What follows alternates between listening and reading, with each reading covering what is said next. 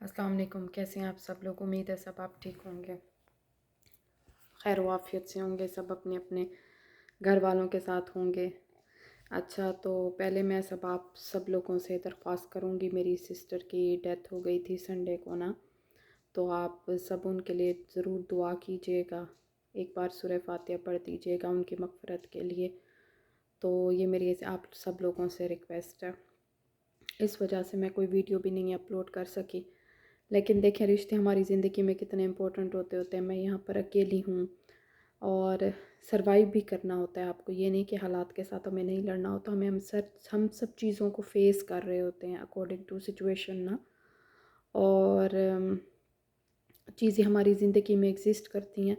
आप बहुत सारे लोग मुझे टेक्स्ट कर रहे होते हैं, मैम मैं ख़ुद सारा कुछ बेयर कर रहा हूँ, मेरे पेरेंट्स और मेरे बहन भाई मुझे कोई सपोर्ट नहीं कर रहे, तो मुझे मतलब है कि मैं खुद अकेले सब कुछ मैनेज कर रहा हूँ, तो मेरे लिए काफ़ी टफ़ होता है, मुझे ये बताएं वो बताएं। तो मैं आपको बताऊँ कि रिश्ते हमारी बैक पर जो है ना, ये हमें सपोर्ट कर रहे हैं। ये अगर रिश्ते ना हो तो आप खाली हों, आपके लिए कोई दुआ करने वाला भी ना हो। आप जिस मकाम पर हैं, आपने मास्टर्स कैसे किया, आपने पीएचडी कैसे किया, आपने बैचलर कैसे किया, इवन आपने 10th क्लास भी कैसे पढ़ ली, तो just because of your parents और योर सिबलिंग्स ब्लेसिंग्स, आपको आखिर किसी ने तो ज़ीरो से पढ़ाना शुरू किया होगा ना। आप ज़ीरो से खुद ही तो नहीं स्टार्ट हो गए होंगे पढ़ने के लिए, मोंटेसरी से आपने खुद तो नहीं स्टार्ट किया होगा, तो कोई ना कोई आपकी बैक पे ज़रूर होता है जिसकी बिहाफ पे हम यहाँ तक पहुँचे होते हैं। तो हमें किसी को ब्लेम नहीं करना चाहिए, लेकिन अब हम सब मैच्योर हैं, हम एज के उस हिस्से में पहुँच चुके हैं कि हम अपने डिसीजन ले सकते हैं। लेकिन पॉजिटिव डिसीजंस की बात कर रही हूँ, ये नहीं कि हम अपने डिसीजंस लेके और दूसरों पे इम्पोज करना शुरू कर दें। तो मेरा कहने का मतलब सिर्फ ये है कि जो रिश्ते आपके पास हैं उनकी कदर करें, उनकी रिस्पेक्ट करें, उनके साथ प्यार से बात किया करें और किसी को ब्लेम मत किया करें। ब्लेम करने से कुछ भी नहीं होता।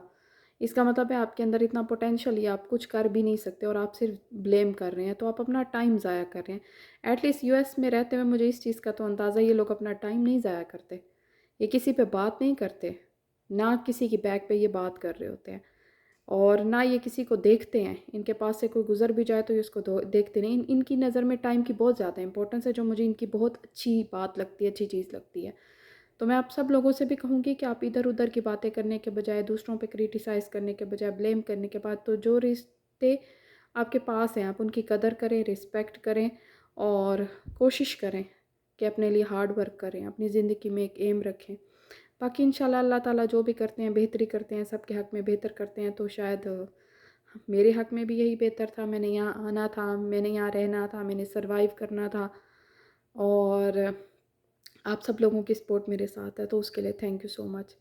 अच्छा, आज मैं जिस चीज़ पे बात करना चाह रही थी वो है, हमारे पास एक रोमानिया, आपको पता है रोमानिया की गवर्नमेंट ने एक स्कॉलरशिप होता है, रोमानिया की गवर्नमेंट की तरफ से स्कॉलरशिप होता है। जब किसी कंट्री की गवर्नमेंट की तरफ से स्कॉलरशिप होता है तो इसका मतलब है कि वो आपको अपनी अपने मुल्क के अंदर अपनी डिफरेंट यूनिवर्सिटीज़ में आपको अकोमोडेट करेंगे। मतलब उनकी हुकूमत आपको स्कॉलरशिप दे रही होगी, लेकिन वो स्कॉलरशिप लेके आप उनकी डिफरेंट यूनिवर्सिटीज़ में और ये डिफरेंट स्कूल्स में एडमिशन ले रहे होंगे और वहाँ पे पढ़ रहे होंगे। तो सबसे मज़े की जो बात है वो ये है कि इस रोमानिया की गवर्नमेंट की स्कॉलरशिप के अंदर अंडर ग्रेजुएशन भी आ रहा है, पोस्ट ग्रेजुएशन भी आ रहा है, पीएचडी आ रही है और कुछ कोर्सेज़ भी है ना। हाँ, वो कैटेगरीज़ मैं आपको बता दूँ जिन पे हम एडमिशन अप्लाई नहीं कर सकते। इन्होंने मेडिसन, डेंटल और फार्मेसी में एडमिशन नहीं लेना, मतलब इन 3 पे रिस्ट्रिक्शंस लगाई है। बाकी तमाम कैटेगरीज़ के लोग अप्लाई कर सकते हैं, तमाम कंट्रीज़ के लोग अप्लाई कर सकते हैं। और वैसे अगर मैं पाकिस्तान इंडिया की बात करूँ तो हमारे जो रिज़ल्ट कार्ड और हमारे जो ट्रांसक्रिप्ट होते हैं वो वैसे भी इंग्लिश में है, तो हमें नो नीड कि हम मतलब किसी और लैंग्वेज में पढ़ रहे हैं और हमारी और लैंग्वेज में ट्रांसक्रिप्ट है तो हमें चेंज करवाना पड़ेगा, हमें उसकी भी ज़रूरत नहीं है। तो इन्होंने इंग्लिश डिमांड की है, तो हमारे पास इंग्लिश में ही मौजूद है।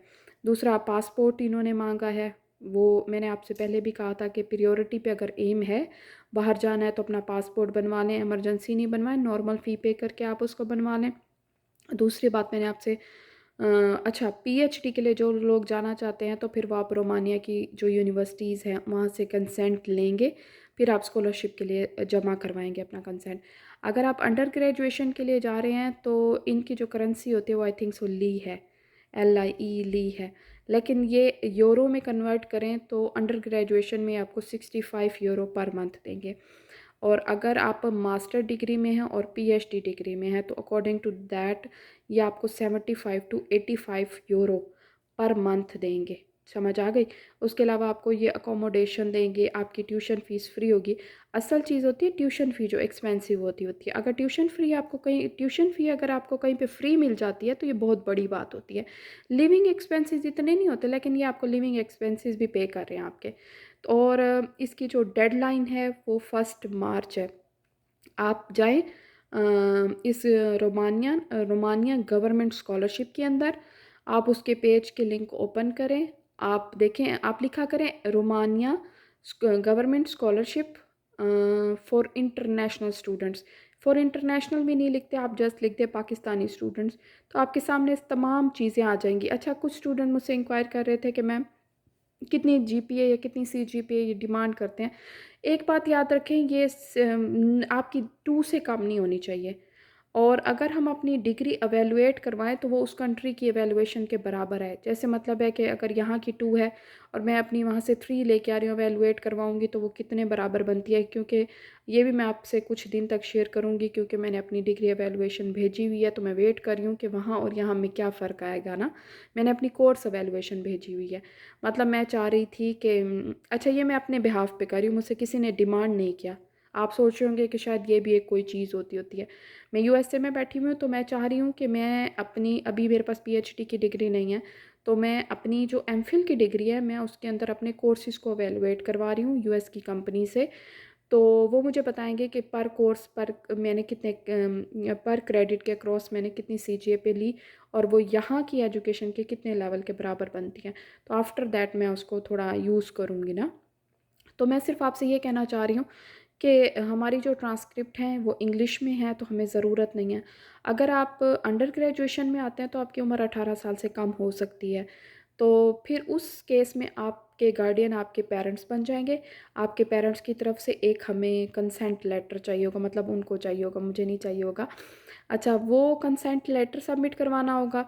और अगर आप 18 साल से बड़े हैं तो फिर आप ऑल इन ऑल हैं, मतलब आप खुद ही अपना सारा काम करेंगे। पासपोर्ट की कॉपी चाहिए होती है, फर्स्ट 3 पेजेस की इनको पिक्चर चाहिए होती है, अच्छा सा स्कैन कर लें, डॉक्यूमेंट्स की स्कैन करके।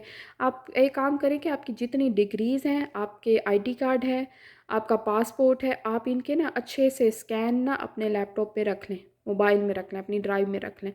उससे ये होगा कि जहाँ जहाँ से पहले अपने डॉक्यूमेंट्स तैयार कर लें। 1 मार्च का मतलब ये नहीं है कि हम 28 फरवरी को बैठ के सारे डॉक्यूमेंटेशन नहीं अपलोड करेंगे। तो बेटा आज आप करेंगे तो आपके पास समझो 1 महीना है। 1 महीने में आप कंसेंट ले सकते हो तो कंसेंट ले लो, एडमिशन अप्लाई कर सकते हो तो एडमिशन अप्लाई करो, पासपोर्ट अप्लाई करो तो 10 दिन में आपका पासपोर्ट आ जाएगा।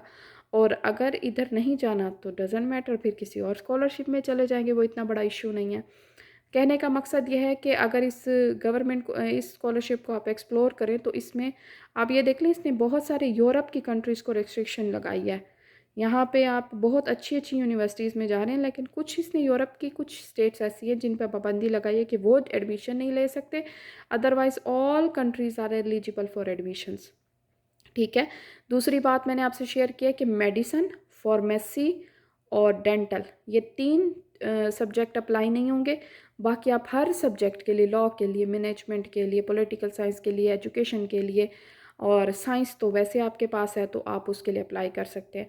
और ये कहूँगी कि ये जो स्कॉलरशिप बता रही होती हूँ, ये तमाम सब्जेक्ट पे अप्लाई हो रहे होते हैं। खाली मैं फ़िज़िक्स की डिस्कशन नहीं कर रही, लेकिन ऑल ओवर द वर्ल्ड थोड़ा सा एक मैं आपसे वो बात करूँगी कि पोस्ट डॉक के लिए आप जाते हैं या रिसर्च करने के लिए जाते हैं PhD में, तो थोड़ा सा ना खुद बैठ के सर्वे करें कि आजकल किस चीज़ का ट्रेंड चल रहा है। किस फिज़िक्स में तो हैं, केमिस्ट्री में भी हैं, बायो में भी हैं, साइंस में भी हैं, एजुकेशन में भी हैं। तो बात सिर्फ इतनी कर रही हूँ कि जैसे मैं अगर एजुकेशन डिपार्टमेंट की बात करूँ तो US के अंदर जो सबसे ज़्यादा होती है वो डिसेबिलिटीज़ और हेल्थ केयर के पॉइंट ऑफ व्यू से एजुकेशन को बहुत ज़्यादा प्रेफर किया जाता है। मतलब इन सब्जेक्ट्स में आप एजुकेशन करो, साइकोलॉजी हो जैसे हो जाती है।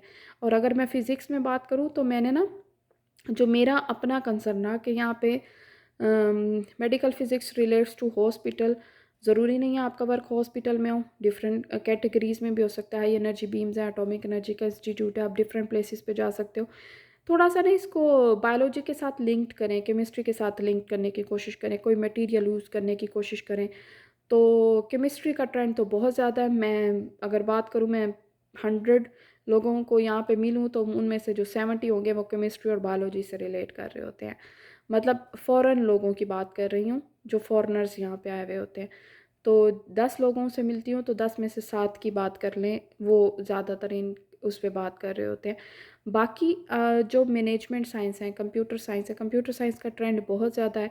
आईटी की जॉब्स बहुत ज़्यादा आती हैं, लेकिन कोई भी सब्जेक्ट ये नहीं कह सकते कि ये कम है, ये ज़्यादा है। यहाँ पे हर सब्जेक्ट को प्रिविलेज दी जाती है, हर सब्जेक्ट को इम्पोर्टेंस दी जाती है। इवन कॉस्मेटोलॉजी है हमारी कंट्री में, ब्यूटिशन की उसको एक बहुत बुरा समझा जाता है, लेकिन यहाँ पे एडमिशन फुल है, पैक्ड है। मतलब उसमें एडमिशन लेने की स्पेस ही नहीं है, जो मेरे नॉलेज में यहाँ तक बात आई है। और यहाँ पे एडमिशन उतने स्टूडेंट्स को दिया जाता है, लिमिटेड होता है। आप जिस गवर्नमेंट स्कॉलरशिप की, रोमानिया की मैं बात कर रही हूँ, वहाँ पर भी उन्होंने सीट्स मेंशन नहीं की। A lot of students can accommodate there, पहले आए पहले पाए वाली बात है। और कोशिश करें अपना प्रोसेस स्टार्ट करें ना। मैंने आपसे सिर्फ बात की है कि जाना है ना, बाहर जाना है, एक डिग्री की अचीवमेंट लेनी है, तो फिर आप ट्राई स्टार्ट कर दो, तो कहीं ना कहीं तो आपका जैक लगेगा। और अगर आपका पहले अटेम्प्ट में जैक लग जाता है तो इट मीन्स आप अगस्त में किसी मुल्क में बैठे होंगे, क्योंकि अगस्त में इनका फॉल हर जगह पे शुरू हो जाता है। मैं अभी चले, मैं किसी और दिन अपने ऊपर डिस्कशन करूँगी, जब मैं किसी एक प्रॉपर लाइनअप में आ जाऊँगी, फिर मैं इंशाल्लाह बात करूँगी आप सब लोगों से। तो आप लोग मुझे फिर बताइएगा अगर इसमें कोई इशू आ रहा है, कोई प्रॉब्लम आ रही है। तो एक बात याद रखें, ये सीजीपीए नहीं मांग रहे होते, ये आपकी डिग्री मांग रहे होते हैं, और इन्हें इससे कंसर्न नहीं होता कि कितने क्रेडिट्स हैं। फिर मैंने आपसे कहा था, जब आप सर्च करते हैं ना जिस यूनिवर्सिटी में आप जाना चाहते हैं, तो उसके डिपार्टमेंट में जाके, उस सब्जेक्ट में जाके उसकी रिक्वायरमेंट्स को देखा करें कि वो क्या रिक्वायरमेंट कर रहा है, क्योंकि हर डिपार्टमेंट की अपनी कुछ रिक्वायरमेंट होती हैं। तो यहाँ पे जैसे मैं फ़िज़िक्स में जाऊँगी तो फ़िज़िक्स की अपनी रिक्वायरमेंट होगी, क्या मैंने पहले मैकेनिक्स पढ़ी है, क्या मैंने पहले इलेक्ट्रॉनिक्स पढ़ी है, तो वो मेरी डिग्री मुझे बताएगी, जो मेरी प्रीवियस डिग्री होती है, जो हम कोर्सेज पढ़ रहे होते हैं। तो ये कुछ एक चीज़ें बता रही हूँ, ये मैंने फॉर एग्जांपल आपसे बात की है। इसको पेट ना कर लीजिएगा, मैम मेडिकल फिजिक्स के हैं तो इलेक्ट्रॉनिक्स पढ़ना बहुत ज़रूरी है, नहीं नहीं, बिल्कुल ऐसी बात नहीं है। लेकिन आपको पता है कि फ़िज़िक्स केमिस्ट्री मैथ साथ साथ चलते हैं, बायोलॉजी साथ चलते हैं। और अगर मैं बात करूँ एजुकेशन की, तो कम्युनिकेशन साथ चलती है, इंग्लिश लैंग्वेज साथ चलती है।